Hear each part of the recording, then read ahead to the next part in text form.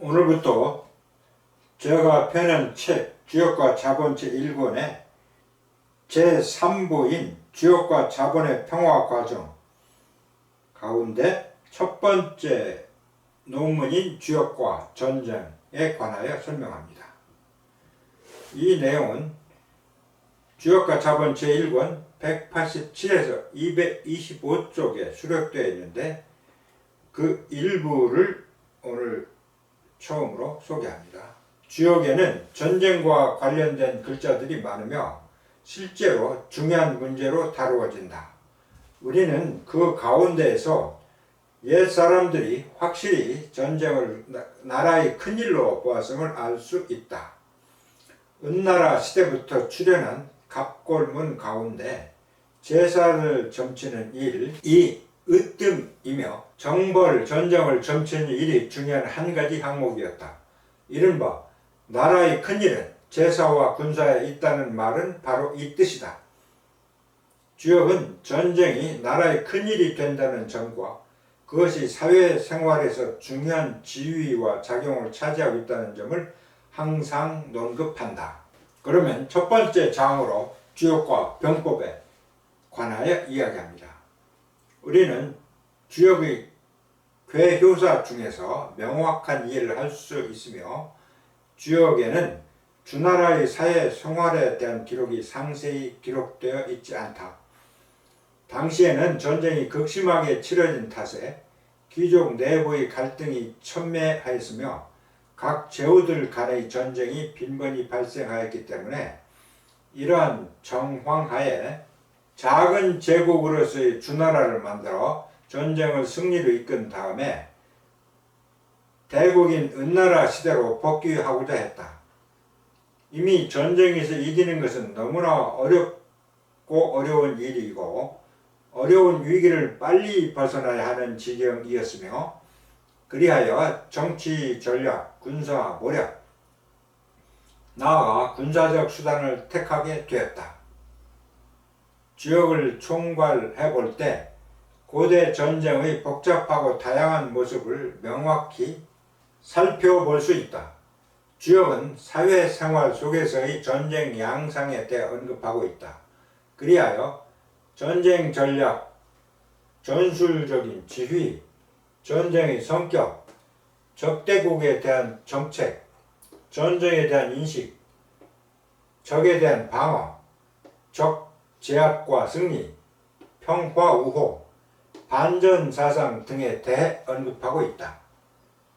주역의 문장을 통해 볼 때 주역의 저자는 상당히 풍부한 군사적 식견을 갖추고 있었으며 성숙한 군사 전략을 겸비하고 있었음을 알 수 있다. 주역의 병법은 병가의 용병지모, 도가의 용병지략, 유가의 용병지도에 해당되며 이들 모두 많은 영향을 받았다. 또한 모든 사상가들이 군사에 대한 연구의 토대가 되었으며 어떤 의미에서 주역은 중국과 세계의 군사사상의 원조격에 해당된다고 하겠다. 주역은 오늘날에도 그 타당성을 인정받고 있으며 그 높은 지혜를 느낄 수 있고 유익한 시사를 얻고 있음을 부인할 수 없다. 이어 두 번째 장으로 전쟁, 병법, 군사와 관련된 궤들을 소개합니다. 첫 번째로 곤궤입니다. 곤궤 6.3효에 다음과 같은 말이 있습니다. 물리를 품어 영정할 것이니 혹 왕실의 대사를 따르면 이름은 없으나 끝은 이르리라. 왕의 가르침은 크며 왕의 일도 큰일인데 곧 전쟁을 가리킨다. 우리는 이미 고대 국가들 모두 전쟁과 제사를 큰일로 보고 있었음을 이야기한 바 있다. 여기에서 말하는 왕의 일은 바로 전쟁을 말한다. 주나라 사람들이 전쟁을 이렇게 인식하고 있었음은 아주 분명하다. 주역 가운데 농업을 논의하는 일부 궤들은 모두 전쟁을 이야기한다. 농업을 기초로 삼는 국가에서 농업이 사회생활에 대해서 가지는 중요성을 상상으로 알 수 있다. 농업과 전쟁을 긴밀하게 연계시키면서 전쟁의 중요성을 설명하고 전쟁을 왕의 일로 보았다. 권괴 6.3효의 말뜻은 다음과 같다. 큰 땅과 풍부한 물산 그리고 아름답고 화려한 강산은 특별히 좋아하는 풍경이다. 사람들이 이 풍요롭고 아름다운 풍경을 얻고자 전쟁을 일으키고 약탈을 하게 된다. 적의 침략과 약탈을 막기 위하여 전쟁으로서 전쟁을 제지해야 한다.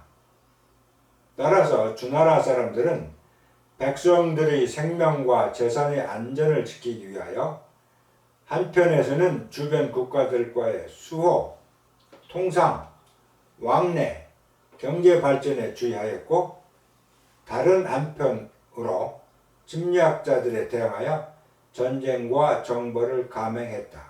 권괴의 괴사에 다음과 같은 말이 있다. 군자는 갈 곳이 있을 것이니 앞에서는 미혹되나 뒤에서는 얻으리라. 그러므로 이로움을 주관하리라.